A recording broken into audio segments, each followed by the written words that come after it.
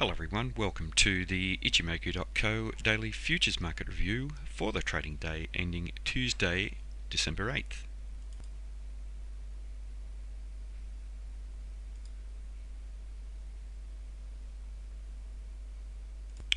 Firstly to gold futures, and here we see a formation of an indecisive spinning top type candle that follows some strong selling and the rejection of gold futures from the 1084 level of previous resistance. The market today finding support for the second consecutive day around the Tenkan-sen indicator at 1066.9. The market also attempting to rally and has found resistance at 1075, so a lot of indecision in this market. There is a possibility of the market trading higher, and that's due to the formation of a white body candle, so a switch in net momentum away from the sellers to the buyers, but obviously we will need to breach through the 1075 level of previous strong resistance. If the market can change the trend to the upside, then there is potential resistance around the 1084 level again, and with the Kijun-sen trading around that area, it does strengthen the amount of potential resistance in that region. In terms of Ichimoku, we do have still a bearish market in the longer term time frame as well as the medium term time frame, and the market is still looking a little overextended in depth of price action away from the cloud. As we move into the next month or so, the cloud does move down, so if we don't see the price action appreciate soon, then the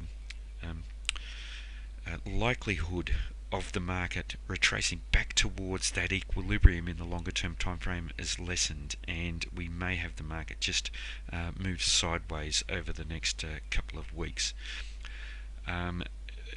We do need to watch the support down below where the market's trading at the moment, and that's because the trend, the overall trend in that longer time frame is down, as is the medium term time frame, and there is a likelihood of the sellers coming back into this market and trading the market lower, but a lot depends on how we react around the Tenkan-sen at 1066, 1077. If we can trade in a bearish manner down through there, we could possibly test down to the swing low here about 1062, and if we can breach through there, possible test back down to the 1044 region. In terms of the bands here, and here we see the band squeezing up, and this suggests that we are getting ready for a trending move. The market will most likely continue to consolidate until we break out of those bands.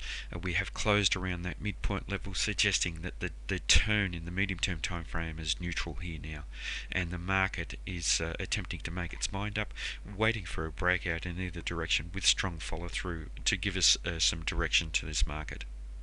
Next to NYMEX oil, and following the very strong selling down through that important round number $40 level of support, we've seen formation of an indecisive spinning top type candle now. At the end of this significant downtrend, the indecision does suggest there is potential for a change of trend back to the upside, and we will be watching for a potential higher high and a higher low. And this is also a potential bullish Arami pattern where we have a downtrend in place, this larger black body, this smaller white body within the body of the previous, but always we require confirmation, and confirmation would be a higher high and a higher low. Now there is potential, however, at 38.18 to hold as resistance, and it may halt any change of trend, and at the moment this new session is finding some resistance around that level. We are just trading to that region, so some very important trading up coming up early in this new session. If we do see a change of trend, and if it's rather bullish, we could end up seeing the market trade up to this previous $40 level, which may then begin to act as resistance. And with the Tenkan-sen trading around that region, it may intensify the potential resistance in that area. Just looking to our bands here with NYMEX oil, and here we see the market continuing to trade down below that lower band, suggesting that in the medium term time frame the trend still has a very strong bearish tone to it. Having said that, however, with the indecision entering the market and a possibility of a change of trend, we will be watching the bottom band at 39.54, very close to that round number $40, to hold a strong resistance. Next to wheat futures, and for the previous day's trading, we saw the trend continuing. The market interacted with the 488 area, previous resistance area, failed to close above there.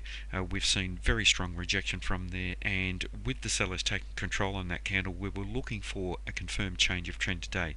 The buyers had lost control of the market. They lost commitment above this 488 level. The market was primed for a change of trend. We have seen that occur, but unfortunately for the sellers, we've seen that occur on an indecisive doji type candle. So it does suggest that there is not a lot of strength in this downtrend, that's this new downtrend that's been formed. We've seen the sellers lose control and the buyers take weak control by closing just up above the midpoint level, and this suggests that there is a potential for a change of trend back to the upside. Importantly, we do need to watch the Tenkan Sen as our benchmark. It trades roughly about the 479 region, and if we do close in a bearish manner down below there, we could end up trading back down to 466.50. But if we do see the buyers continue in this market and bounce off this Tenkan Sen support, very real possibility of the market trading back up to this 488 previous level of resistance. Just looking at the bands here with the wheat futures, and the market had been rejected from above the middle of the bands, and with the establishment of the downtrend, we tested down to the lower band, and we've found support coming in there. So whereas previously we were trading down below the lower band, we're finding support there and we're failing to close down below, and it suggests that we may now start to see this market transition into a bull phase. Early days yet, but this is one of the ways that it does happen.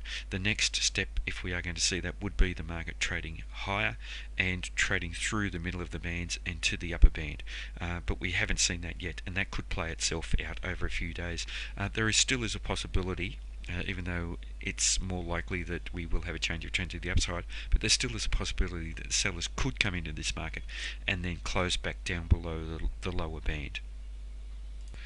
Next to corn futures, and here an even more indecisive type of candle. The market has found support down around the low of the previous candle, and forming a doji candle does suggest that there is a lot of indecision in this market. We have, however, seen the sellers continue with control by closing between the midpoint level and the low, and that's giving us a hint that the next move certainly could be down. So we will be watching the low of these candles for a potential trend to the downside. In terms of Ichimoku, we are bearish in the longer term time frame and still bearish in the short term time frame by trading below the Tenkan Sen, and interestingly the market did trade above the Tenkan Sen, and we have been rejected from there on a candle where the sellers have closed with control, and that suggests that there is potential for further downside. In terms of the medium term trend, however, we are trading above the Kijun Sen, and that suggests that we have a bullish market in the medium term time frame, only just. But importantly, that Kijun Sen is flat, and very often price action has attracted back towards a flat Kijun Sen, so it wouldn't surprise to see the sellers come into the market and trade back down to the Kijun Sen, where we're likely to find strong support at 369.75. Next to the bonds, the US 30-year bond futures, and here we see a continuation of the trend to the upside. So technically a trend is still up, but we have found very strong resistance at 155.27, with the buyers being strongly rejected from there. They've lost commitment in a major way from that area, and we've seen the buyers lose control of the market by closing just below the midpoint level, suggesting that the sellers have taken weak control. This sets the market up for a change of trend, but we do have very strong support just below where the market's trading at 154.27, so that is going to be an important area. We will need to trade through there to change the trend, and if we do trade through there and through the low of this current candle in a bearish manner, we could see the bond futures trading down to the support level at the Tenkan Sen and Kijun Sen around 153.26. Next to the hourly charts with the S&P 500 futures, and here we saw the market open above the Ichimoku cloud, but we saw selling coming in for the first half of the trading day, just testing roughly below the cloud, unable to close below there initially, and finding strong support at the first pivot point support level, and then we saw a breakout and strong follow through to test down to the second pivot point support level. The market then attempted to rally, and the Ichimoku cloud held as resistance for the latter part part of the trading day. At the moment, we are trading down below both the Ichimoku cloud and the Kijun-sen, suggesting we have a strong negative tone in the longer term and medium term time frame. We're also trading below the middle pivot point level, and we are just testing 2 there, and there's a likelihood that we could find resistance at one of these levels and then the sellers return to the market. If the sellers do come back into the market looking to the first pivot point support level around 2046 to hold a support, and then possibly down to the second about 2033.